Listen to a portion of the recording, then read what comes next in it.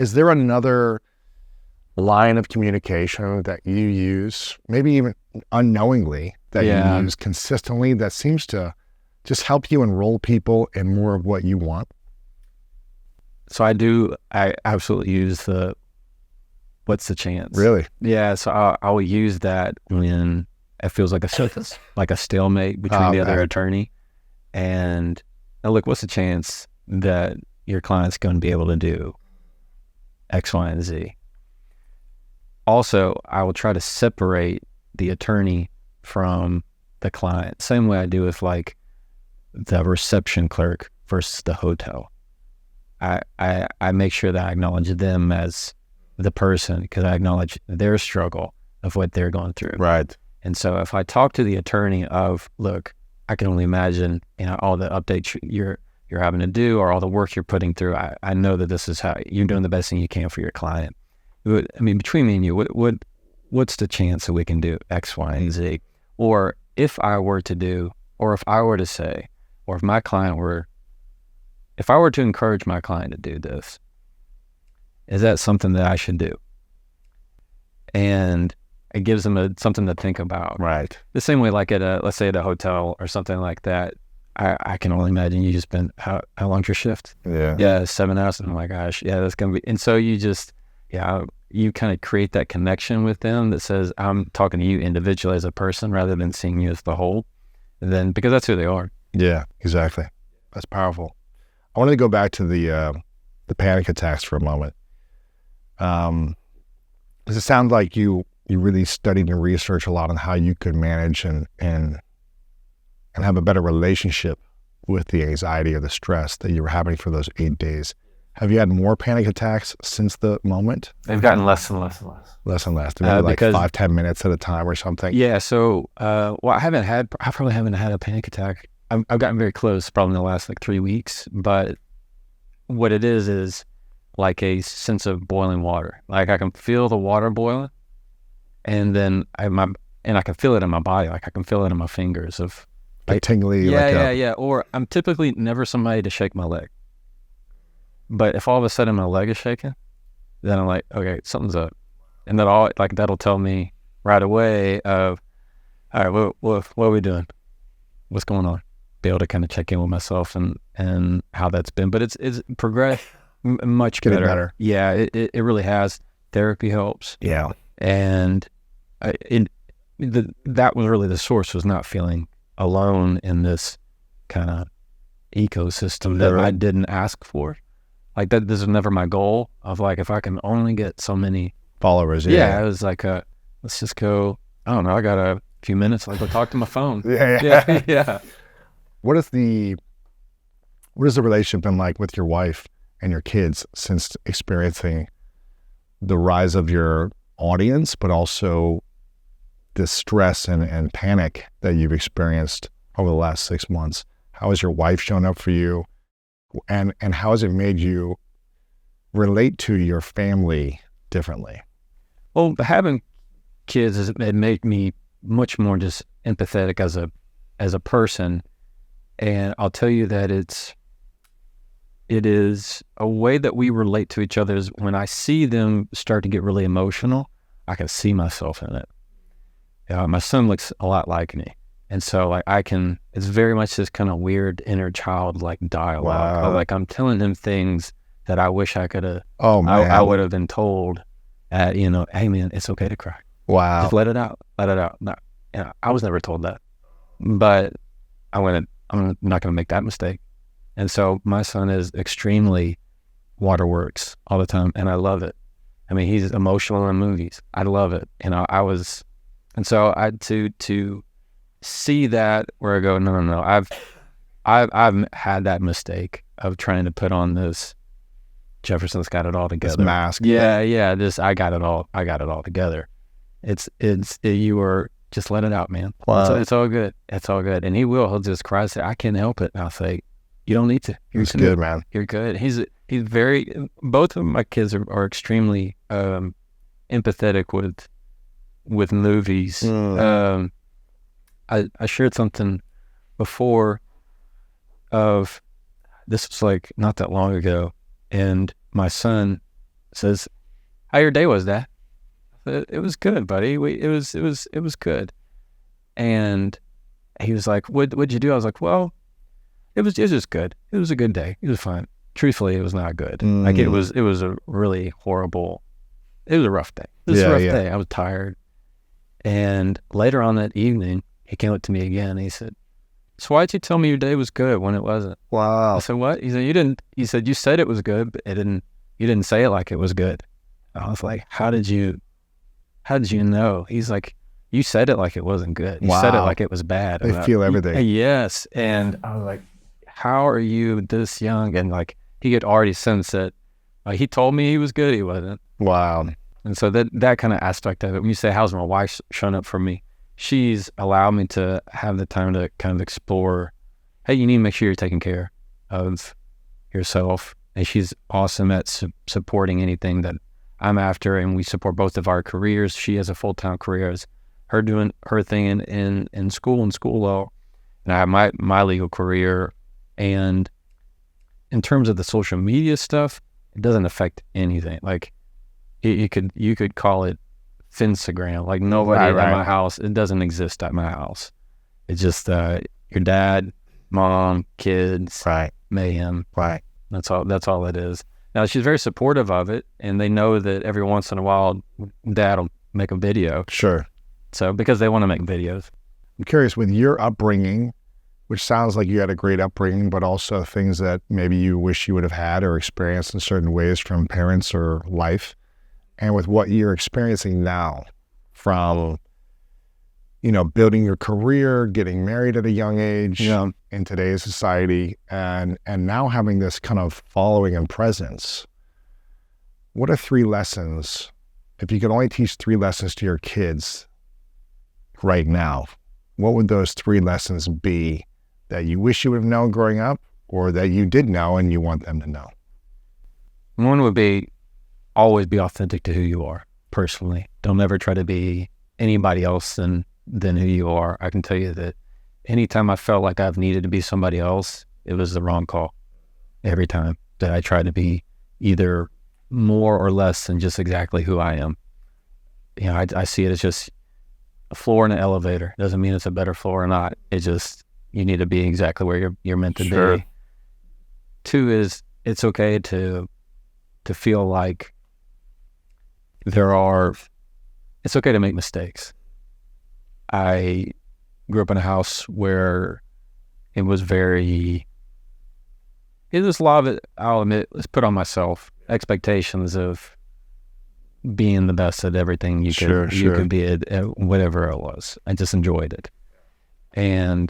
But the understanding that they don't have to put that pressure on themselves. And number 3 is be kind to everybody. Kindness never, it never changes. People value it now. They always have. We could talk for hours, man, but I want to wrap things up here in a few minutes. Jefferson_Fisher on Instagram. Yeah. All over social media, you can find you. I'll have everything linked up there. Oh, cool. Thanks. You've got a book you're working on that we'll probably have you back on in the future when that comes out. But I want people to follow you on Instagram, TikTok, Facebook, all the places. Hopefully we'll get you on YouTube soon. Yeah. And you do a daily video, man. Your video, almost every day it seems like. It's like every day you're giving wisdom, you're giving inspiration from daily lessons in law and your experience in life. And it's really inspiring to see you create from a place of generosity, from a place of service. So I want to acknowledge you for the consistency. And I also want to acknowledge you for opening up about the panics that you've experienced. That was hard. And being vulnerable with your community and saying, hey, listen, guys, this is something I've never experienced. And, I love having this community, but also I feel this sense of pressure and this overwhelm that I've never experienced in my life. And I think it's powerful to be talking about it, because what we keep hidden and we hide continues to manifest and hurt us. You got it. And stress us. So the fact that you're talking about it is probably allowing you to release some. It really is. And relax some. Yeah. I'm not saying it's going to solve every issue you have mentally or emotionally, but it's allowing you to set yourself free. So I acknowledge you for not having it all put together, not saying the perfect thing every time, and allowing yourself to express how you feel, which sounds like is what your body needs. Yeah, thank you very much. That's very well put. Yeah, so I acknowledge you for that. It's interesting. There's a question I ask a lot of people. I've got 2 final questions for you, but before I ask those, there's a question I ask a lot of people on here who rise to success or audience growth quickly within a period of time, of seeming overnight or months or a year, right? Where they get this big audience. And I asked this question. I'm just curious because I want people to listen and hear the response. So if you could go back before you posted your first Instagram video, year and a half ago, or whenever it was, or when you did it and you didn't have that many followers, if you could go back and ask yourself on a scale of 1 to 10, how much inner peace and self-love you had for yourself. 10 being a very high level in a humble way, 1 being 0 peace, all chaos and stress inside of you. Where were you on a scale of 1 to 10 before the rise of social media success? 10 being very peaceful internally and calm and confident and less stress, and 1 being chaos. I would probably say I was a solid 8. There was a sense of, you sure you want to put yourself on a phone and in your car? You know, friends are going to see this, right? Right. And like, I'm not worried about strangers. Sure. You're worried about your friends. Sure. You know, it's easy. You could have all these followers who you really care about. Sometimes wait, my friend saw this and they didn't like it. They like what it. do they think about me? Yeah. It's much easier to get in your head about the people that are in your circle than the people that are outside. So you're a solid 8 before you started doing all this. Yeah. And then where would you say you currently are, for the last few months consistently? Yeah, how I've been, I would say I'm a 9 right now. So you have more peace and more self-love. Really? Yeah. Well, had it not been for what I went through at the beginning of this year with the anxiety. Interesting. Because it's really made me hug myself in a way. Oh, interesting. And because I would get myself in a place of, I've always been pretty good at, okay, I'll do a video and they'll either like it or they won't, I guess, you just go into the house and you live life. But it is a different aspect here of, I very much feel that I am cultivating a community of like-minded people that, when I posted that video of explaining about my anxiety, that was a very difficult video for me to even get out. It's a very difficult video for me to even watch. But the outpouring of love that came from that was just, now it feels like I have a lot more, it's weird, I feel more connected to them in a way than I did before. Well, vulnerability breeds connection. So yeah, you were opening in a different way. Yeah. Where were you on that scale, in the beginning of the year when you were experiencing that month of panic? I was a 2, man. Yeah, it was not good. From when it first started to about the time right before the panic attack. Yeah, I had fallen far. This is, and this is what I want people to understand, because there's a lot of people that want to have more success, more followers, more financial opportunities, more things coming their way. And I don't know anyone, maybe one person, was happier and more peaceful a year or 2 after the big success came quickly. Right. They were always a couple below what they were right before the press came, the opportunities came, because they hadn't learned yet how to manage and navigate it. It sounds like you're learning now how to navigate it, where you feel peaceful, confident, calm. But had I not, I'd be right there with them. And just trying to keep your head above water, right? And it always shocks me. I guess it shouldn't shock me anymore now. But most of us are not prepared emotionally or psychologically for audience growth that quickly, for financial growth that quickly. Although we think we want certain things, but we may not be emotionally, mentally, or physically ready for this psychological pressure, which is what it sounds like you had, this pressure of this, now I have this audience, I have to make sure I deliver and don't give them the wrong information. What if I let them down? Right. This pressure which you can't really get away from unless you stop posting. Yeah, unless you just stop. Yeah. This was not something I sought out to do. It was like, I'm going to be an influencer, doggone it. No, it was like, I'm just going to make a video and let's see how Trying to help a few people. Yeah. Let's try. What do I like talking about? And that was the thing, was I did it because I like talking about it. And if they like listening, I guess they'll listen. And then I asked people to follow me. At the end of it, turns out they did. And then it was just like a whole different ball game, where all of a sudden you look around and go, wait, now if I compare this to the size of my current city and my town that I'm in, this is like 50 times the size of that. Yeah. Oh, it's not even close. So right. It's that becomes, and then I had a buddy of mine who was like, oh, you have X amount of followers. That's like X amount of like Dallas Cowboy Stadium or something. And I was like, why would you tell me that? Like, it was the first thing that kind of came out. Sure. But it's like you said, absolutely. I was not emotionally prepared on that level for that amount of eyes, that amount of pressure. And it wasn't until that my body literally shut down. Wow. That said, now we gotta wake up and make sure you're taking care of yourself, because that too you were at was quickly starting to go into the negative. Exactly. And that's where real bad stuff happens. Big time. Yeah. If you don't address it. So I acknowledge you, man, for doing the work and for continually doing it, because healing's a journey. Yeah. And so I'm glad you're on that journey, and feel free to reach out anytime you want some support or just a chat. Absolutely. No, it's meant so much that you've been here. For sure, that means a lot to me. For sure, man. This is a question I ask everyone towards the end, called the 3 truths. So imagine you get to live as long as you want, but it's your last day on earth. You get to accomplish all the dreams and experiences you want to have. But for whatever reason, all of your material, your content, your videos, the books you make, all these things, they have to go to the next place with you, or they're no longer in this world. Yeah. This conversation is gone.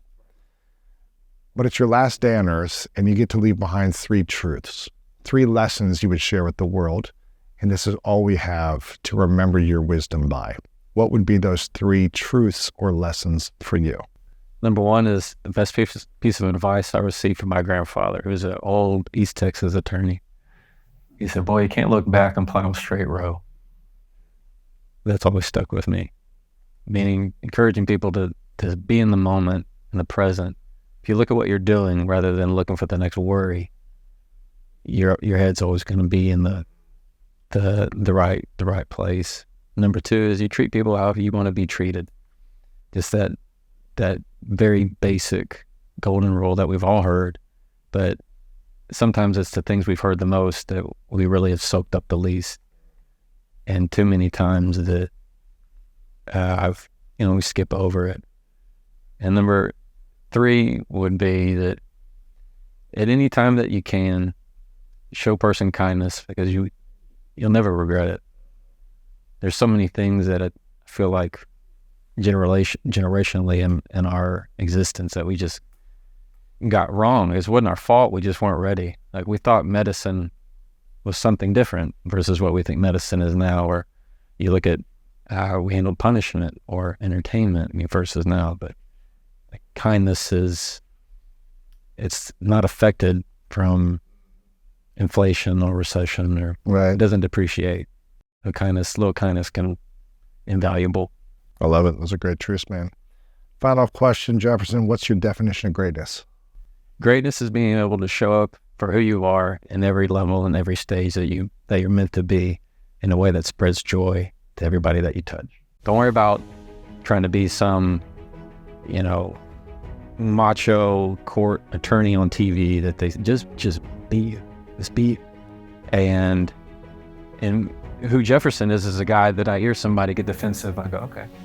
Just like, oh, all right. And I just